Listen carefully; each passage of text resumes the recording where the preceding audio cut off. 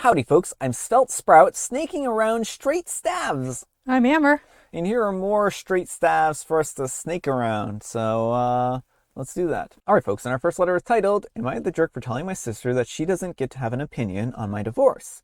I'm a 34-year-old female, and I've been going through a divorce for the past 5 months. My ex-husband Cole and I were together for 6 years, married for 3. The reasons are personal, and I've been pretty private about the details because honestly it's painful and I don't owe anyone an explanation. My sister Beth, a 38-year-old female, has always had a big personality. She means well most of the time, but she has never, in her life, been able to stay in her lane. When I told my family that Cole and I were separating, she cried more than I did, which already rubbed me the wrong way. Ever since then, she calls me every few days, asking questions that I don't want to answer. Is there someone else? Was it him or me? Did we try counseling? Could we still work it out? I kept telling her that I don't want to talk about the details, and she just keeps pushing anyways, framing it as, I just want to understand so that I can support you properly. Well, 2 weeks ago, she told me that she has reached out to Cole to check on him. They were never close, like family barbecue type of stuff at best.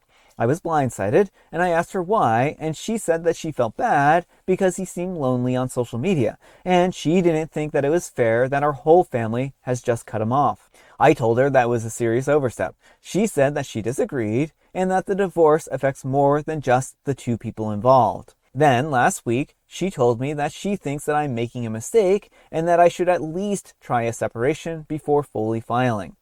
That was the last straw for me, and I told her flat out that she doesn't get to have an opinion on my marriage or my divorce, and I needed her to stop.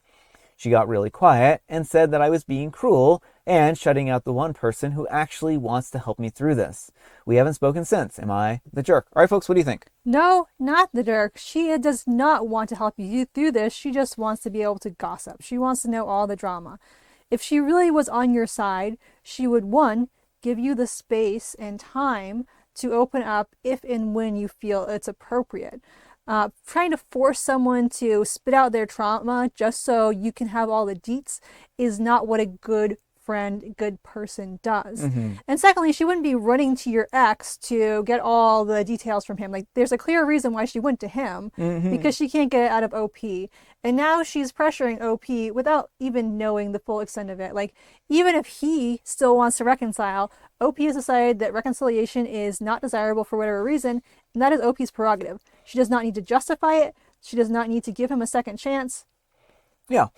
I mean, I think that's really what this boils down to. The sister needs to mind her own business, plain and simple. She's prying, and it feels more like she wants to get the details on what's going on between OP and their ex, rather than actually, support OP. She's like, oh, but I care so much. Well, and I just need to know how to support you. Well, if that was the case, she would just ask OP, how do you want me to support you? She doesn't need to know the details behind how, the divorce to know how to support OP, right? Yeah, well, you bring up a really good point with that. Like, has she ever actually asked what OP needs in this entire time? And the thing that OP keeps telling her is privacy. That's what I need. For you to support me, I need privacy. And the sister's like, but I don't know how to support you with privacy. I need to know the information first, and then I can give you your privacy. I don't know. But let me know what you folks think. So anyhow, take care and good luck. Alright folks, and our next letter is titled, Am I a jerk for not inviting my sister's boyfriend to my wedding because of their age gap relationship? I'm a 27-year-old male, and I have a younger sister, a 21-year-old, who is dating a much older guy, a 33-year-old male, for a few months now. When I found out about it, I was honestly surprised that she would date a guy 12 years older than she is, given how she can date anyone in college, or at least in their 20s, but she went for a guy in her 30s. My parents weren't particularly thrilled when they found out, especially my mother, who keeps asking her if she was okay and if she needed any help. I was very suspicious that the guy was taking advantage of her youthfulness until my sister insisted that she was happy with him and that he treats her well. I wasn't buying it, so I decided to vet the guy myself. I let my sister bring her boyfriend to visit us, even though my parents objected, so that I could judge him myself and see if he is indeed treating her well. I asked about his backstory and why he's dating someone 12 years younger than him. Turns out that when he was in his 20s, his father became terminally ill, and he had to spend most of his 20s taking care of him and working a full-time job. He works as a car salesman so that he can pay the bills while his dad is incapacitated. Well, he was the only child, and he wanted to help his mother care for him. I asked why he didn't put him in a nursing home, as it seemed like he overburdened himself, to which he replied that growing up, he and his father were very close, and that he couldn't do it. He explained how he had to put his dating life on hold because between work and care, he didn't have much time for other things in life. His father ended up dying when he was 28, and after that, he had to administer his estate. My father is an estate attorney, so he's got a clue on how tough that is. To be honest, at that point, I started to feel bad for the guy, but remembered the age difference, so I asked him how he met my sister. He said that he met her at a coffee shop near the university in which both of them are in. He is currently studying for an MBA, with plans to work in the finance sector. He frequents the coffee shop to study, and she works there part-time in addition to studying. He mentioned that at first, my sister and him became acquaintances because they became familiar faces. And then down the line, she ended up asking him out, much to my surprise. He admitted that he was very hesitant at first, but then decided to give it a shot as he was pretty lonely. And that things seemed to be going well between the two of them. 4 months later, I am finalizing my preparations for my wedding, and my mother insisted not to invite the boyfriend to my wedding to save him the embarrassment of looking like a creep in front of everyone, even though my sister protested and wanted him to come as she wanted him to meet the rest of her family. I thought about it and I followed through on my mother's decision, much to the disappointment of my sister. I tried explaining it to her that the guy's clearly going gray. He already has salt and pepper hair, but besides that, he looks relatively healthy for his age.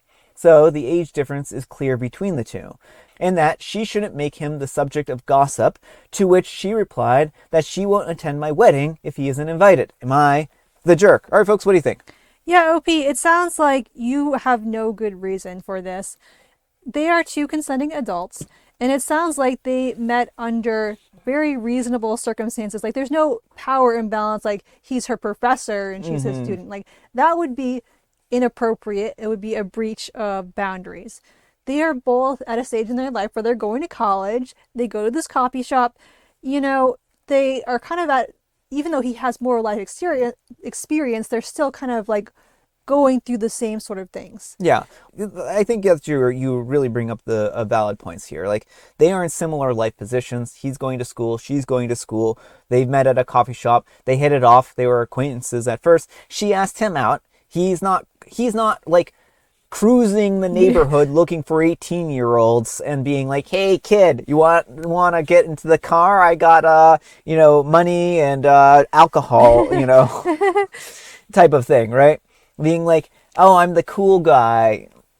So I would say that there's a big difference between a guy where two people kind of just realize that there's a spark, and somebody who is purposely going around trying to find younger models so that they don't have to ever grow up or anything like that, right? Mm-hmm. And this is clearly like the situation where, he's got a lot in his life going on, or had a lot going on in his life, put a lot of his youth on pause, and now he's kind of, behind in that respect. And like the whole comment about him looking old, like, I mean, for goodness sake, he's in his early 30s. Well, I know. She's like, besides that, he looks good for his age, and it's like,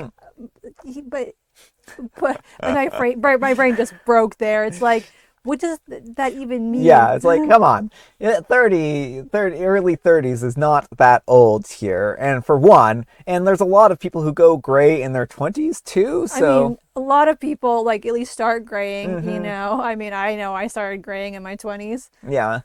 And it's just one of those things where I think that they're like worried about the gossip and judgment. Like, the relationship isn't going to, like, what are they going to gossip about when she actually marries this guy if they actually end up getting hitched, right? Well, and I think, unless their family is just a bunch of petty drama queens, they're probably going to have better things to talk about on the wedding day than to be worried about who the sister's with. Like, yeah, maybe there'll be some questions here or there, but I don't think it would be, again, unless drama is all they do, like, I can't see how that would be like the big topic. Yeah. Unless the guy like smokes 5 packs of cigarettes a day and already has like that leathered look to him. He looks like he's 50, but he's only 30. But let me know what you folks think. So anyhow, take care and good luck. And Feisty Body says, I'm going to say you're the jerk because you're not doing this to protect your sister or keep her away from a guy who's proven himself to be dangerous. You met him and seem to understand or maybe even like him. So no immediate alarm bells told you that your sister needed to be rescued. You're the jerk. You're more worried about the optics of it and that people will be talking about him and her more than you on your wedding day. And Remember Burrs says, everything in this post looks like you're leaning in this guy's favor until your mom suggests you not invite him. One, I think your mom wants to save herself the embarrassment. The boyfriend, if invited, could opt out himself if he wanted to. Two, do you yourself not want to invite him, or are you caving to your mom's preference here? And it seems like OP is just caving to the mom's preference. And I think this comment hits like the major points, right? Yep. And Fee Stan Fans 73 says, they all sound judgmental. Age gaps can be a red flag, but it isn't guaranteed. You're the jerk.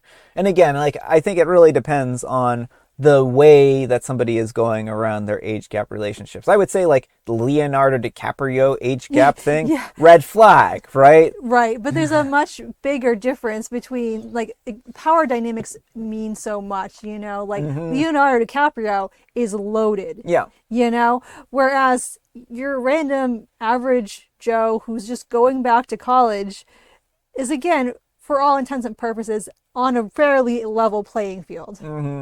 All right, folks, and our next letter is titled, Today I Messed Up by Looking Up My Grandma's House on Zillow. Today I messed up. I recreated my grandmother's house from memory in The Sims. She has been gone for many years, and her house was sold. When I finished the design, I went to Zillow to make sure I got the roof line and the exterior right. At first, I was really pleased because I got almost all of the details like the trim and the scale right. But then I looked at the interior photos and oh my goodness, someone has flipped it and taken out all of her 1950s appliances and painted everything gray and put up some of that god-awful kitchen tile. I wish I had never seen it. Kind of damaged my memories of my childhood spent there. I didn't really think about what I would see. I just should have known that it wasn't a museum or time capsule. Today I messed up. All right, folks, what do you think? I mean, I feel bad for OP. You know, like, obviously, there's nothing you can do once the house is out of your family's control, but it is so hard to see a house you knew and loved flipped into something like cold and inhospitable. Yeah, I mean, I actually had a very similar incident to this as this poster did. My grandparents sold their house and I looked up pictures of it at one point in time and I saw like that they had changed it, right? But then later on, a couple of years later, I looked up pictures of it again and somebody had bought the house and completely remodeled it. And it's that modern, interior type of thing. They even like redid so much of the house that it's unrecognizable even from the outside. Yeah. And so it's one of those things where it just has that, it was a little farmhouse, a cozy farmhouse, and now it's just kind of like a modern monstrosity. But they have a barn door. Yeah, those sliding barn doors that seem to be in vogue for one reason or another. And I mean, if that's your style, then that's your style here. I'm not trying to rag on anyone's style, right? But it just looked like a flip job, you know? And like, they took out all the actual rustic personality and just replaced it with this sleek modern, but we've got a barn door, so it's rustic. Yeah, and I mean, that always is very frustrating when you see something that has a lot of memories and then you see it in a way that doesn't kind of feel like it honors that memory. And so, I think that's just one of those things where time moves on, and unfortunately, you don't have control over a lot of things, and sometimes things change. And fortunately, OP has those memories, and those memories, they won't change. It just means that they can't ever go knock on that door and be like, hey, can I look around in your house for some time? Like other Reddit posts. Well, let me know what you folks think. So anyhow, take care and good luck. All right, folks, and our next letter is titled, I saw a friend in the supermarket and I can't stop thinking about how she greeted me. The other day, my husband and I, a 57-year-old female, walked into the supermarket, and there, in the produce section, I saw a friend who I hadn't seen in years. We know each other in a professional capacity more than a personal one, but we get on very well even though we never socialized outside of work. So I see her standing there and I'm so happy. And I exclaim, "Is that Diana Perscotti?" Not her real name. With a huge smile. She turns around and just takes a minute for her to register my face, and then she comes in.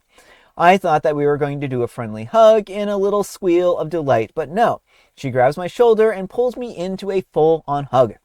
Fully pulls me in and hugs me with a huge smile and a huge embrace, and then just pulls away laughing and smiling, and then pulls me in a second time. I don't think that I've ever been hugged like that in my entire life. I've never been surrounded by such genuine joy and happiness to be seen. It was completely sincere and filled with joy. We just stood there for a minute catching up, introducing her to my husband, excited small talk, and then left with plans to meet for lunch, which we have scheduled for next week. I can't stop thinking about that hug. Again, no one has ever done this for me. Not my parents, siblings, husband, other friends, no one.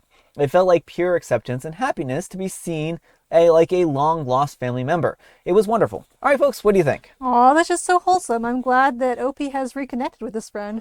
Well, I just hope that they stay in contact with them, and it's good to have friends like this, right? And that they really do need to maintain, friendships and relationships like this. Yeah, everyone could use like a Dinah in their life here, because those are the kind of people who really show you that they appreciate you for who you are. And it just kind of goes to show you never know what other people really think about you. But let me know what you folks think. So anyhow, take care and good luck. All right, folks, it is tea time. Grab your beverages of choice. I've got some tea right here. And Amber, she has a joke. What did the baby corn say to the mama corn? They said, don't be so corny, Mom, with these corny jokes. Just because you are a corn doesn't mean that you need to embrace that level of corniness. And how many times can I say corniness in one sentence? You be the judge of that. Where's popcorn? Oh, he blew his lid. And I have licorice spice. All right, folks, that's all the time we have for today. Thank you so much for watching. Happy, wonderful Wednesday, Hump Day Friday, Junior's Eve. Amber, we need some kind of moral advice and or guidance, and please have it a haiku for Haiku Wednesday. Mind your own business. Friends will share if it's healthy. Don't pressure to hurt. I agree. But thanks so much for watching, and we'll see you all tomorrow. Bye.